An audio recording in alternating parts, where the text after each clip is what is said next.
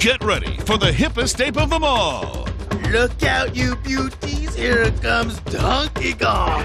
Donkey Kong Country, Legend of the Crystal Coconut. Let's talk about the Compilation movie for a second. If you grew up in the 90s, you probably know exactly what I'm talking about. It's kind of fallen out of fashion in recent times, but you do see it every now and again in bargain bins or from shoddy no-budget companies releasing obscure titles using this method. The basic idea behind a compilation movie is that several episodes of a series, as few as 2 and sometimes as many as 6, are spliced together into a single feature in an attempt to create something resembling one long, cohesive narrative. Sometimes the higher budget versions of these will include original footage or animation bringing the episodes together, or even edit the episodes in such a way that they seem more interconnected, while lazier productions just add a voiceover to bridge between episodes. These don't often work out for the best, and in the worst case scenario, it's more akin to a confusing clip show than anything else. And no franchise has used the compilation movie more often or to greater success than the Looney Tunes. See, when Warner Brothers stopped producing the theatrical shorts, or at least stopped releasing them as frequently, they still had that massive library of cartoons at their disposal, so some madman thought it would be a good idea to suggest taking all of these cartoons, editing them together, and adding in some new bridging sequences featuring brand new animation and live action, and then releasing them to theaters as original products. And it worked, for the most part. All of these movies were pretty successful, or at least really popular. Back when Cartoon Network was still showing anthologies of the original cartoons, these movies were very frequently shown on double features on Saturday nights. The first 2 movies in the series weren't really movies in the traditional sense. The first movie, Bugs Bunny Superstar, was more of a documentary on the creation and legacy of Bugs Bunny back when it was released in the late 70s. The movie after that, the Bugs Bunny Roadrunner movie, or as it was originally known, The Great Chase, did have original animation and voice acting, but played out more like a clip show than anything else, with Bugs just talking to us from his rooftop villa about his adventures and the things that happened in his life and the lives of the other characters. It wasn't until the third film that these movies started to actually gain something resembling an original plot. Thus, what we're taking a look at today, 1001 Rabbit Tales. The movie title is actually a bit misleading, as we don't actually get to the titular tales until about halfway through the movie. The film features Bugs and Daffy working as salesmen for the Rambling House Publishing Company, and the two of them heading off to their assigned territories to try hawking their tales. We follow their separate adventures for a while, then they meet up again, then they separate, and somehow Bugs ends up in a palace owned by one of Yosemite Sam's many different incarnations, and is roped into becoming a storyteller for Sam's obnoxious son, Prince Abba Dabba. It's tough to give a concise plot synopsis because, as I said, we don't even get to the title segment until about halfway through, and even then we're still cutting away to follow Daffy around in his misadventures. I'm not an expert on how movies like this are made, but if I had to take a guess, I'd say that the production crew started by selecting the shorts and then built the movie around them. Seems kind of an obvious way to go, but it also means they had to go all over the place in order to fit in all the different cartoons that they wanted to use. So the plot is all over the place, but it's concisely all over the place. Let me explain. While they squeeze a lot into the movie, nothing really feels like it shouldn't be there, and everything is leading towards the natural progression of the story's plot.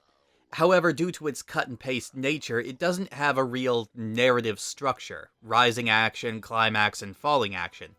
Instead, all 3 of those are presented multiple times over the course of the film due to it being built off the 6 to 7 minute shorts, all of which contain their own narrative. Despite this, the movie is definitely watchable, enjoyably watchable in fact. It's still classic Looney Tunes, just wrapped up in a much different package. It's still wonderfully animated and still has all of the original voice actors on board, primarily June Foray and Mel Blanc, and even Arthur Q. Bryant via the archive footage. This is also notable as it's the first time when many voice actors who were originally uncredited finally got some recognition as being billed as additional voices in the movie credits.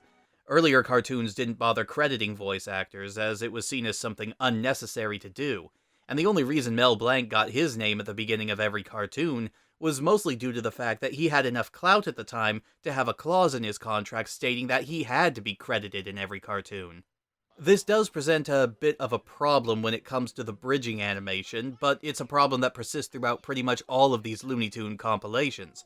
It's very obvious when the movie switches from new animation to old. Again, it's still great animation and wonderful to look at, but when we suddenly cut from archival footage to fresh, it can be a little jarring in both sight and sound. Let's compare. Take a look at this scene as it shifts from the original to the movie sequence. You got him, brother!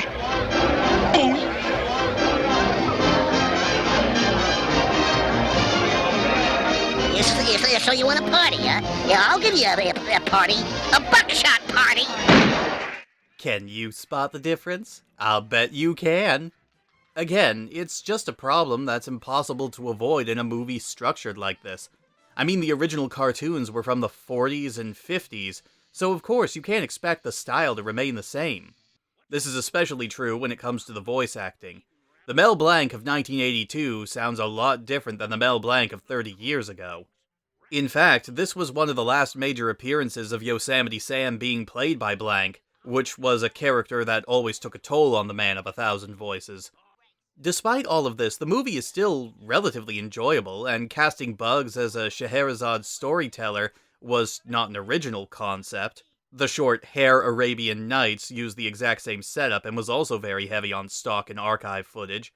It's still a good setup, and seeing Bugs deal with the situation of being a hostage and forced laborer, with his trademark dry wit and sarcasm, is still pretty delightful. And let's be honest, when this is what you have to deal with, I want a story. If I don't get a story, I'll hold my breath till I turn blue in the face. it's pretty easy to sympathize. The music is also pretty good in the movie, and the cuts between old and new music are not nearly as noticeable as the shifts in animation or voice acting. It does feel like they tried their best to emulate the style of the short that was being played before the shift, before slowly edging into their own more low-key style. When all is said and done, I can say that it's fun to watch, but it's definitely the sort of thing that's only going to appeal to big fans of the original shorts, which at this point I'd like to think most people still are. I admit I don't know if they're still showing them on TV nowadays, just that they were off the air when I cut my cable connection. However, this isn't the best introduction to the Looney Tunes you could give someone, and I'd just as soon recommend watching the shorts on their own without the bridging sequences. And that's my preferred way of experiencing them. Nothing against the movie, I just find it much easier to digest these when they're on their own, as they were originally intended to be viewed. And that's about it. The film was considered relatively profitable when it first debuted in theaters, mostly due to the fact that its stock footage nature made it really cheap to produce. Fun enough for what it is, and a great curiosity for animation aficionados, as are all the Looney Tunes movies made during this time period, but casual viewers may find them a bit more difficult to digest. Heck, I like the movie and everything, but even though it's only an hour and 17 minutes long, it can feel a whole lot longer, and not always in the good sense. But for next time, I think we'll take a look at the start of a franchise that seemed to go by quickly, but despite the odds, is still going strong today. See you all next time.